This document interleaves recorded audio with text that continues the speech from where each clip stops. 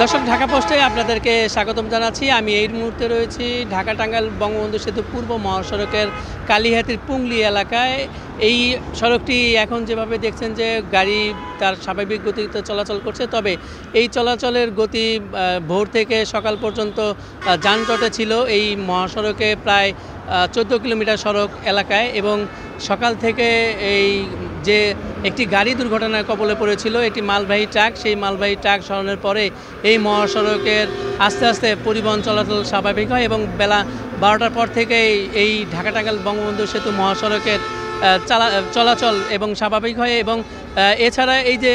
উত্তরবঙ্গ থেকে ছেড়ে আসা যে ঢাকাগামী যে পরিবহনগুলো, সেটি চলাচলের জন্য বঙ্গবন্ধু সেতু পূর্ব থেকে ঘুরিয়ে দিয়ে আঞ্চলিক মহাসড়ক যেটি রয়েছে বঙ্গবন্ধু সেতু পূর্ব এবং টাঙ্গাইল যে আঞ্চলিক মহাসড়ক রয়েছে সেই আঞ্চলিক মহাসড়ক দিয়ে ঢাকাগামী যে পরিবহন সেটি চলাচল করছে। এবং এই চলাচলের কারণে আঞ্চলিক সড়কের যে পরিবহনগুলো সেটি কোথাও কোথাও যানজটের সৃষ্টি হচ্ছে এবং এই যানজটের সৃষ্টি হওয়ার কারণে ভোগান্তি পোহাতে হচ্ছে আঞ্চলিক মহাসড়কে যে পরিবহনগুলো রয়েছে সেগুলো। এবং এছাড়া যে এই যে ঢাকা টাঙ্গাইল বঙ্গবন্ধু সেতুর যে মহাসড়ক সেটি এখন স্বাভাবিক রয়েছে, যদিও ঈদ কেন্দ্রিক যে যাত্রা সেই যাত্রায় এই মহাসড়কে ব্যাপক পরিমাণে গাড়ির চাপ রয়েছে এবং এই চাপের কারণে কোথাও কোনো এখন পর্যন্ত যানজটের সৃষ্টি হয়নি এবং স্বাভাবিক গতিতেই চলাচল করছে। তবে সকাল থেকে যে চাপটি ছিল সেই চাপটিও কমে গিয়েছে এবং এই ঢাকা টাঙ্গাইল বঙ্গবন্ধু সেতু মহাসড়কের যে সংখ্যক আইন শৃঙ্খলা বাহিনী মোতায়েন করা হয়েছিল, তারপরও এই তাদের থাকার কারণেও এই মহাসড়কে যানজটের সৃষ্টি হয়েছিল। যাত্রী এবং চালকরা যেটি অভিযোগ করেছেন যে আসলে প্রতিটি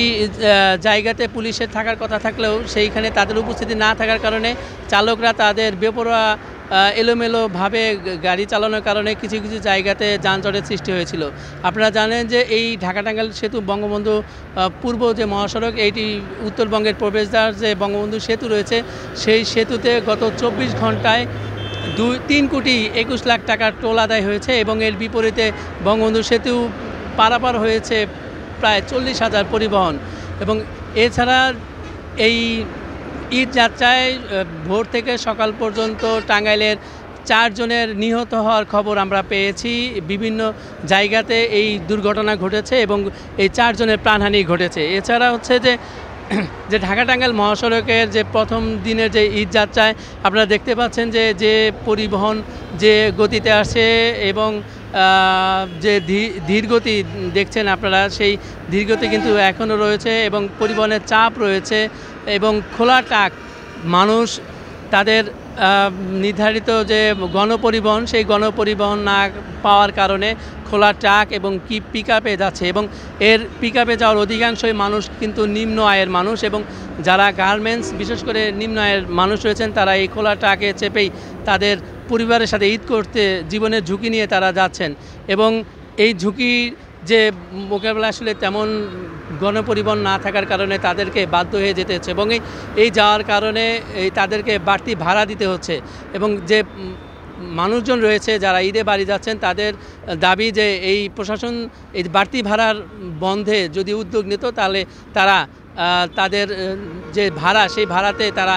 ঈদে বাড়ি গিয়ে পরিবারের সাথে ঈদ আনন্দ উদযাপন করবে এমনটা প্রত্যাশা করছেন। ঢাকা টাঙ্গাইল বঙ্গবন্ধু সেতু মহাসড়ক থেকে সর্বশেষ জানাচ্ছিলাম আমি অভিজিৎ ঘোষ, টাঙ্গাইল।